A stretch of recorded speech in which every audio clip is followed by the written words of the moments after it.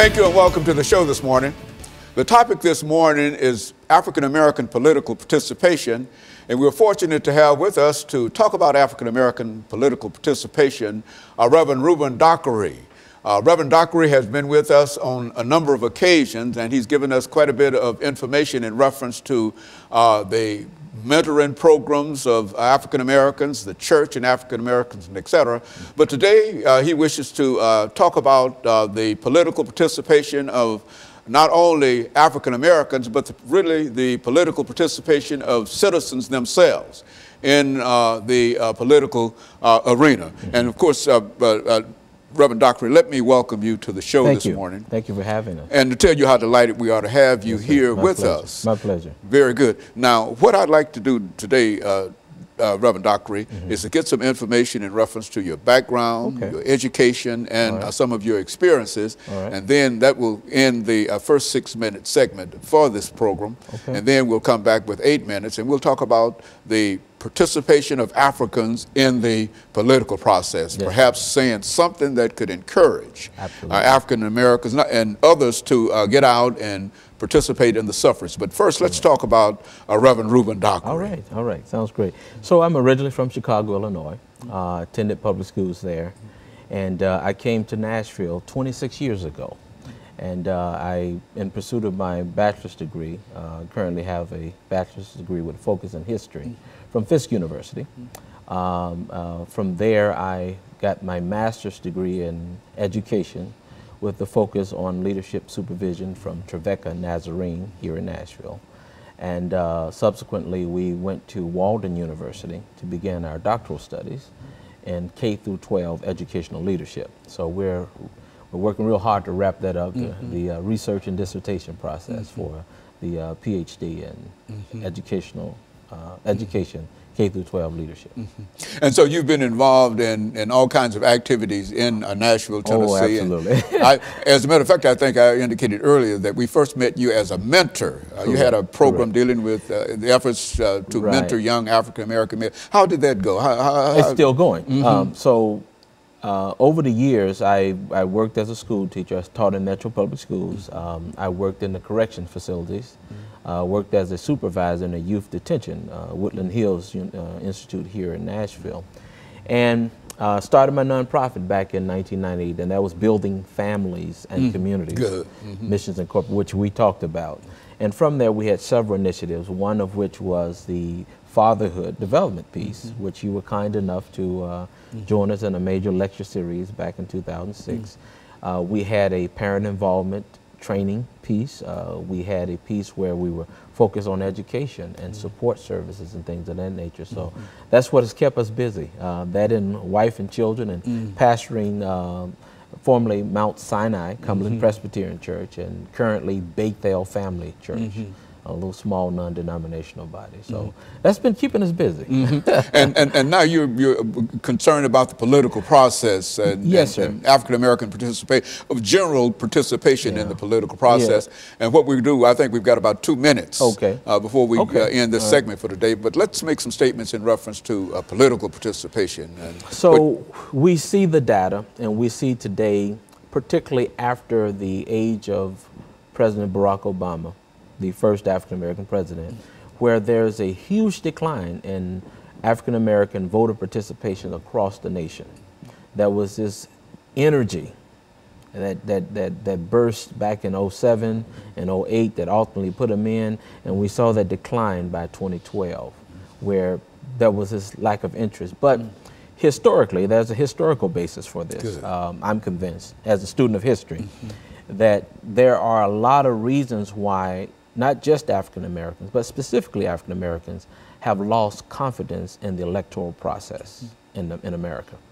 And specifically for the African American experience, the question is, what is the relevance for us? How really do we benefit from it? Many people would argue that it's just a game and it's not worth our time. And I think hence the apathy that we see across the nation, more specifically state of Tennessee, right here in Davidson County. And so there's no real passion in a real sense on the part of many people dealing with the political process, and there's a lot of apathy, you say. Yes, sir. I would argue that there once was, but it has been lost. Okay, so what we're going to do, we're going to take our first commercial break, and then we're going to come back, and we'll be back with our audience following this very, very short commercial break.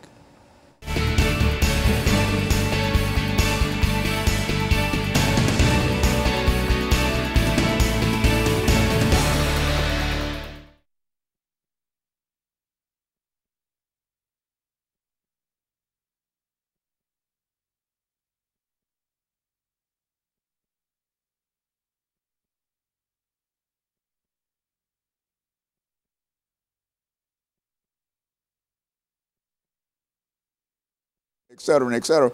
But see, you got to look at me. You got to pay attention to me. Because if you don't pay attention to me, I mess up the whole thing. I'm the only one in here. You can't mess this show up. I'm the only one in here that can mess this show up. And so, pamper me, pamper me. Okay, I'm always looking at you. I got my eye on you. I got my eye on you. Okay, really. Okay, but okay, I know. Yeah, I can understand that. I certainly understand that. It's not as a criticism, but I just pamper me. You know, said Dr. Haney. If I don't look at Dr. Haney, let Dr. Haney know, he'll just keep on running, and then he'll run out of time and whatever. That's what I tell Reverend Reuben Dockery here. That hey, I'm the only one that can mess this up. Can't nobody else mess it up but me. And if it get messed up, who they look at? And that's cause I mess it up. It go good, it's on you. It's on me. It go bad. God is good, and you know that. I think it's getting better all the time. Oh yeah. Okay, but really, so what we'll do, we'll talk about this political participation. And I want you to go into it, Doctor. You know, and bring in your stuff as much as you possibly can, but you know, don't. I understand. You understand? Because African American political participation.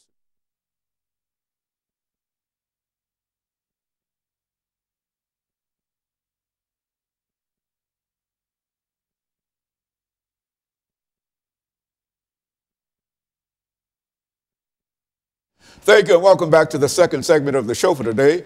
We're talking to Reverend Dockery in reference to African-American political participation, and I would imagine, Dockery, the climate in terms of African-American participation, and I think you've already indicated that African-Americans come out to vote when they feel that there's a special interest. That's and I think you talked about President Obama's election and et cetera. That got everybody fired up. But the most important thing I think that all people are trying to point out here is that there's such a very, very small representation of voters when we talk about the political process. And whether you talk about African Americans or the general vote, it's not African Americans, it's the voting of people, period. As a matter of fact, I think somebody said that only 6% of the voting population vote. And that sounds like it's insane to me. Had somebody raised that question, I would have said at least 60 or 70%. But 6%, that's only 6 out of 100 voters? Talk about it. And it should be alarming. So let's look at this from an historical perspective. It's been about 5 generations now since we've had suffrage rights for African Americans. 1870, actually 1865, when President Lincoln, for his assassination, was pushing for the place of African Americans as free individuals with the 13th Amendment and the 14th Amendment.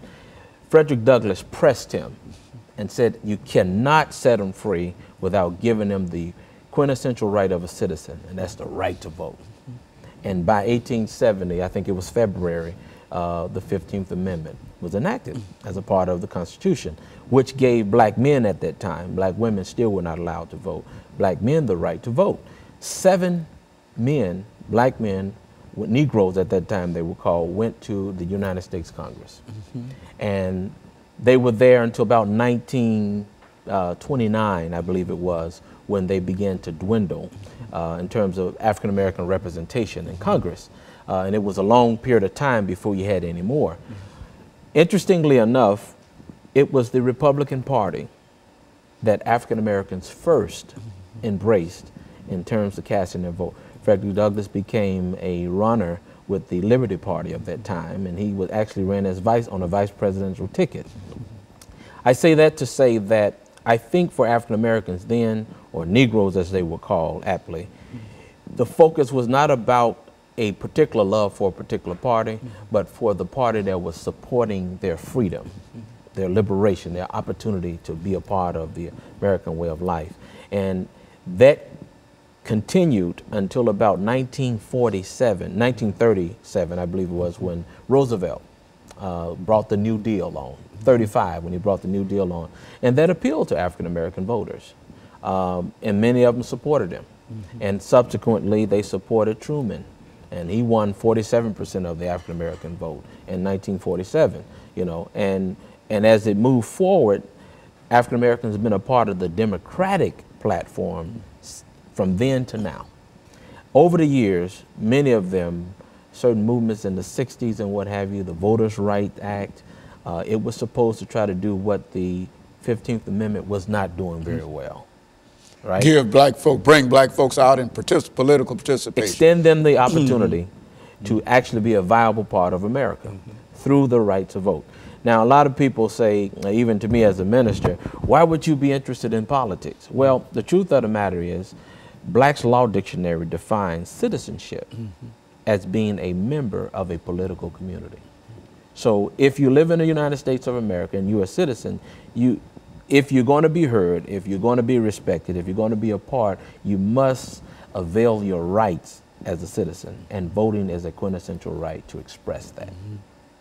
I don't know, Dr. Haney, that the education and awareness around that is provided very well, particularly for the whole, and I'm not speaking of everybody, but for the whole of African Americans. We're talking about the old and the young. I mentioned 5 generations now, 2015. We still find ourselves questionably left out of the political process, by and large.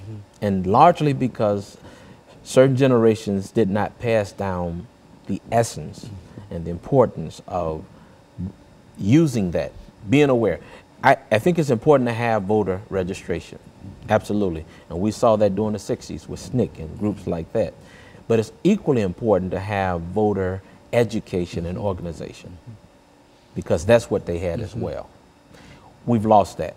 Now, when President Obama came along, of course, riding under the Democratic ticket, great things in the party, African Americans saw my mother, my mother-in-law, my dad, and others in a certain generations, they saw a grand opportunity to put an African American in the White House.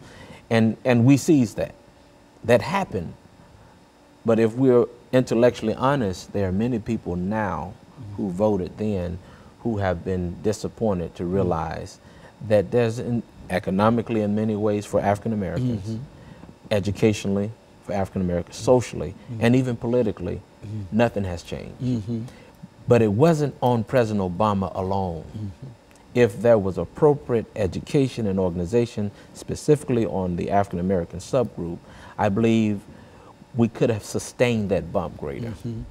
And today what we're seeing is this apathy that comes from being disappointed. And so in a real sense, there has to be much more activity in terms of organizing and educating African Americans for political participation, excuse me, regardless of who might be running for an office, which is to say that not to simply go out and vote for anybody, but to be aware of participation, and to understand that if you don't participate, then you can't say too much about those individuals who have been elected. You can, but you won't be taken very seriously. Now, when you speak, now we've seen other subgroups, such as the LGBT group and Hispanic group, they have brought themselves together and established a well-defined agenda.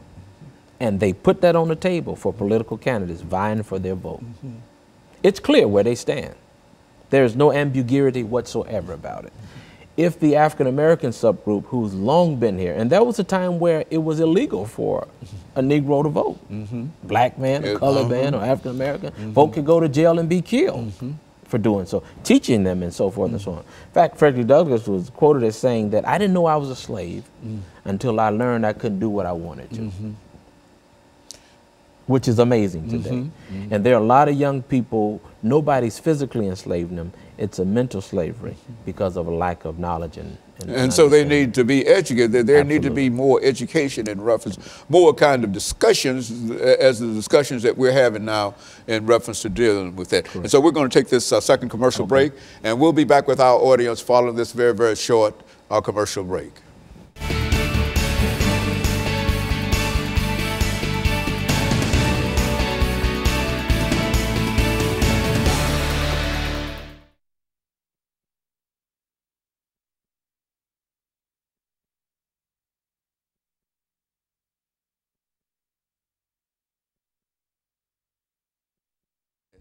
That's the 3 and the 0. That's 30. Is that what it is? That's 30. This is 3. That's a single 3 is 3. That's when you give me 30 seconds. That's 30 seconds, not 3 minutes. Yeah, yeah. So, yeah, well, we'll have to capture it next time around. How many we got out about 20 seconds too early or what? I mean, they just added it, but I didn't know if that's what you wanted to do. But that's what I want you to do, but I didn't. No, not what I'm doing. What you doing? I'm doing what you asked me to do. You just didn't take my cue that time. I didn't tell you. Sure didn't. I didn't. I thought you had given me a 3-minute cue earlier. Yeah. And yeah. Well, I was still keeping up with that 3 minutes. Yeah. So you got to wind. So I'm saying when I rap, that's what that that's wrapping it up. Wrapping it up. You see this, that means you got time. Anytime you see a hand not doing this, that means you got some time. But I don't know how much time I have. 30. All right, let's go through it. Oh, 5, 4, 3, 2, 1. 30. Rap. After 30 years. It's been a while. Hasn't it? Well. Yeah, that's okay. That's I got it. You good to go? Yeah, I'm good to go. I'm good to go. And so now we got about 10 minutes for this last segment, right? Yeah, this is the longest. This is the longest segment, okay. And I got out of those about 20 seconds too early. Is that right? Somewhere in there. Yeah, 20. Yeah, good. That's good.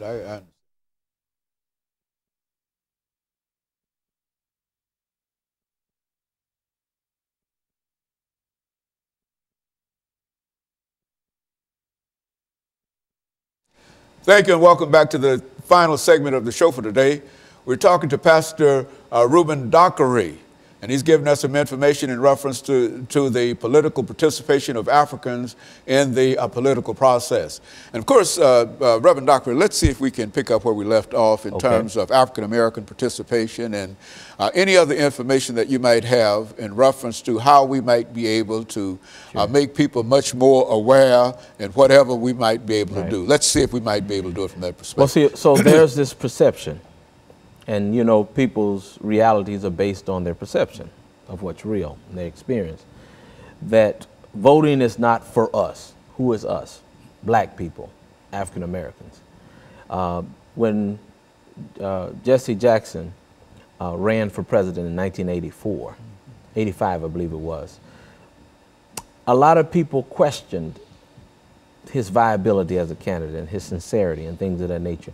But I think it opened up the perspective or the possibility, the chance, which may in many ways have laid the groundwork for President Obama. In other words, had not there been a Jesse Jackson, there probably could not have been a Barack Obama. Quite possibly. I think there's an argument that can be made there. There's room for argument there.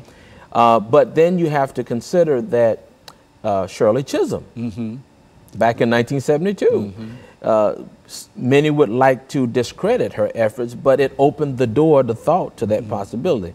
The question was how organized and how prepared were the people that would benefit from such a bump to sustain that. And so what we saw from 85 up until about 2007 is there was some gap there. And so with the right marketing and the right pitch, a young, handsome, articulate young man that represent hope not only for African Americans, for many older whites who would like to see America improve and do better. Here he came. There was this misunderstanding, though, this displaced thinking that he could do it all by himself at 1600 Pennsylvania Avenue. You know, Reverend Dockery, let's also look at this from another perspective too. Okay. When we think in terms of what the various state legislatures are doing throughout the nation in terms of trying to minimize the participation Correct. of African-American voters, and et cetera, and et cetera. Right. Now, it seems to me that since this is going on, and I think this is well known, I mean, everybody will talk about this, but it seems to me that if this is what is happening, that ought to be an extra encouragement or incentive for those individuals who have not registered. If you know that somebody is trying to intentionally keep you from participating in the political process, it seems to me that that would be the greatest of encouragement to send you out to register to vote, to know that the state legislature and members of the various parties and et cetera are trying to pass legislation that will keep you at home, period. That's a great point you're making. Then why does not that... Right, so that's a great point you're making. So again, if you understood that the legislature is appointed by the people through the electoral process, not only on the state level, but on the local level as well, you have to, those people have to be voted in. And if you're not at the polls, your voice is not represented. In fact, your place as a citizen has been overlooked. Some of it you can argue is somebody else's fault, but I would argue that most of it is your fault. But not knowing does not excuse the reality that certain things are going to exist and take place. A lot of times when decisions are made because we're in the wrong, we are talking about African-American people, by and large, in the wrong place, those decisions go and they're made without our input. So what we have to do as religious organizations, the church has historically been the place that African Americans have looked to for that guidance. I think there's some room to improve on that, to go back and bring that back, you know, particularly for young people. 18 years old was between 18 and 25, that was the average age of voters that really represented that 97% African American vote for President Obama. Right? 18 to 25, 18 to 25. Very, very young participation. And interestingly enough, when you look at the polling data, that's where the dip is. And it's young people, for the most part, who are no longer who stopped participating. Yes, and not only is that true in reference to this election, but it's true in reference to many of the elections prior to President Obama. And we have an election here in Davidson County coming up on August the 6th. The question is, and it's expected that 6% that national projection, it's expected that that's going to hold true again. So you're going to be looking at a new mayor and practically new council. What is it that you need to know? You need to search the candidates out, look at their websites, go to forums and set up forums if there are none, and insist that they answer your questions for you. If they take the notion that you're not, you know, I don't need to be there and I don't want to be there or I can't be there, what they're telling you is what they would do if they got in office, and that is to overlook your interests. And so Africans and all those other individuals who might wish to see a different political arena might be able to affect that if they got out and participated in the political process. And let me say this, Doc, briefly. It's important to understand that we're always going to be the minority population unless some huge change. But and this is the lesson that the Hispanics learn. It's okay if the dominant group controls 90% of the agenda politically. But as long as my 10% is representative of 100% of what I need, I'll do all right. And that's where we fall short. We're not organized, we're not educated to the point where we identify educationally, socially, politically, what it is that we need and what it is that we demand from the government that represents us. We're a republic form of government, which means it's government by the people, for the people, and no other way. Well, do you think that it might be in the best interest of politicians to educate their voters? Because if you want somebody to come out and participate and vote for you, unless you're expecting certain people to vote and certain people not to vote. And that's how you, oftentimes politicians, skew numbers.